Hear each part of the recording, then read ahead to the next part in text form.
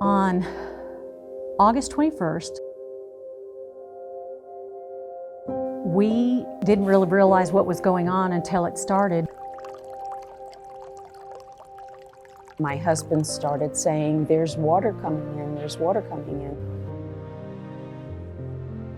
The water was coming into the living room and I started screaming. It just looked like a big boulder went right through it. On August 21st, 2021, the world stopped.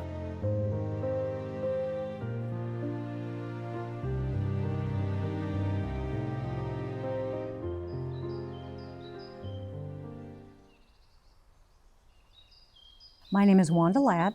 I am the school nutrition supervisor of Humphreys County, Tennessee, and I've been in this job since 2019. Was a job I never dreamed I would have, so I was very glad to get it.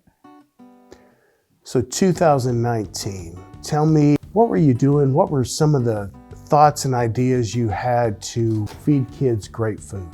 Oh, I was so excited. I came in with lots of ideas. I thought we would change our menu, we would make our menu cycle menus and get it to run smoothly. I had a lot of big ideas. We were very, very excited to going in the right direction. So if you have a staff like that, then you'll get far. With Wanda making waves as the new food service director and leading in the right direction, the first hurdle came onto her doorstep. March 13th, 2020 was the day that they announced that school would be out. We didn't really realize how much it was going to impact us. School nutrition never stopped. We didn't go home. My ladies rallied. Waverly Junior High School was our hub. We went in there and we pumped out grab-and-go lunches and breakfasts to send home to kids. Got together with our transportation supervisor, and he said he would do whatever it took to deliver the meal. I'm Jim Byram. I'm Director of Transportation for Humphreys County Schools in Waverly, Tennessee. COVID started. How did you get with Wanda to help feed kids? Well, I had several of my bus drivers had concern. They'd heard other counties were getting kids meals. I went to Wanda and said, "Wanda, I got bus drivers that are willing to get meals to the homes on their bus routes." We wanted to make sure those kids were getting the food, because a lot of those kids, the 2 meals they get at school a day, that's the meals they get. Jim just started also as our transportation supervisor the same year I did. The first thing he said to me was, "You make the lunches and we'll get them delivered." And I never dreamed that we would be able to do that, and I don't know if that would have happened prior to the team that we put together. And the person who was heading the team was a newly appointed superintendent. Richard Rye, Director of Schools for Humphreys County, Waverly, Tennessee. I got elected in February, and we shut schools down I was still principal until June 30th. We shut schools down in March for COVID. And it was one of those things of, what did I just get myself into?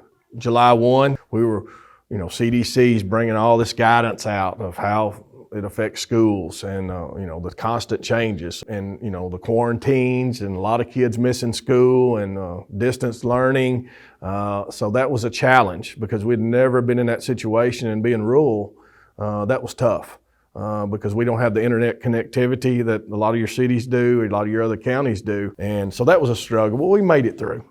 It worked really well, and the school year, we almost started feeling just back to normal a little bit.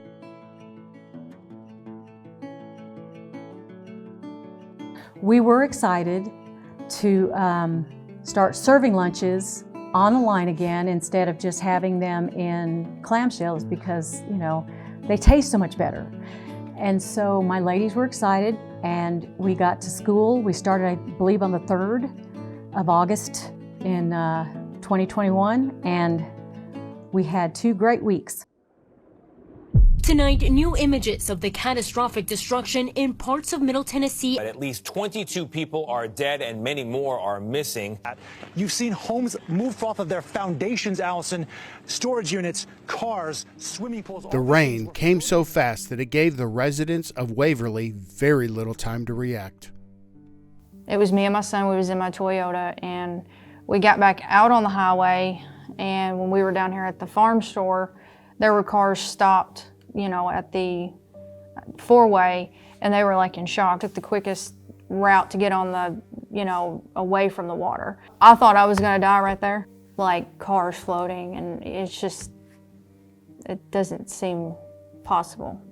Those of us who were sitting in our homes that weren't in Waverly at the time didn't really realize what was going on until it started, but we were hit by a record rainfall. The rainfall from McEwen, it came down from McEwen, and it came so quickly and so fast. And it hit levees that the trains used and broke through, and the debris clogged up in places that caused the water to overflow.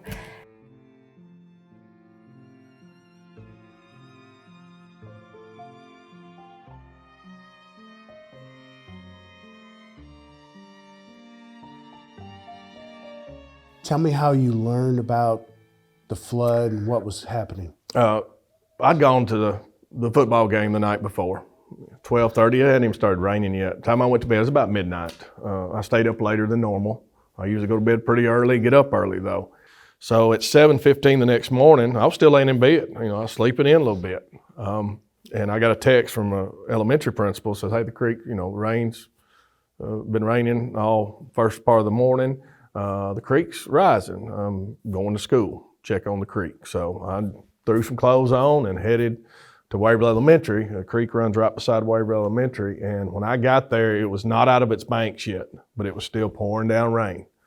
So at that moment, I said, okay, those two schools have been flooded twice, in 2010 and 2019. And we had already been prepared. We've learned from those two floods of sandbags, you know, some rubber, and then putting the sandbags in there to keep it out of the doors on those main hallways and things like that. So we already had that staged at our maintenance building behind the school. And so called the maintenance guys, and they couldn't get out. They lived in McEwen, so they couldn't get out. They couldn't get the trucks out to get here. I said, that's not good. I got a phone call from our maintenance guy who couldn't get there because the water was up and he couldn't get across it to go down and check the school building. So I called my bus mechanic to bring the truck, because I was in the Explorer, so I didn't have any way to haul those sandbags. So called, and he came down and we started loading. I had no idea what was going to happen at this point. I was just trying to protect the schools. The superintendent and a couple of my guys at my shop had met down there. We had already had sandbags prepared that we kept on standby on pallets and that type thing. And it had worked good in times past, but not as rapid as the water came that day. So by the time we loaded those sandbags up and got in front of Waverly Junior High, it was, we drowned the truck out in a little dip there. I said, leave it. I said, let's get out. Well, when I got out, it was right at my ankles. And then within 3 minutes, it was at my knees. That's how fast the water rose. And of course, at that point, it became more or less survival mode. The building was filling up with water. We happened to know where a ladder was in that building. You know, basically this is the door. We had to bust the doorknob off because the keys were in my Explorer. So we came in through this when I went up the hallway to the janitor closet and got the ladder. When we got to the cafeteria, the water was, there's a square window in those cafeterias where the water was halfway up on that window in the lobby of Waverly Junior High School. So you come out these doors, you broke the handle off, and then you come out. Came out, and then we put that ladder on the cab of the truck and then climbed up to the top right there. Okay. Where we could get a vantage point of what was happening. How long were you on the roof? We were on the roof about 3 to 3.5 hours. There's trucks floating down, and wow. You know, I'm standing up there. I've got 2 schools completely, at this time, flooded out. The reality was we're losing a lot of lives here. We've got to be, because of the devastating how quick this came up. So it was a kind of an awe moment of, you know, overwhelming. We lost 20 people. We lost someone that we were all close to. She was a former cafeteria manager for us, and we lost her, and that was pretty tough. It was a rough time for us. When there are trials and tribulations, it can tear the community apart, or it can bring them together. For Waverly, this brought them together in time of need.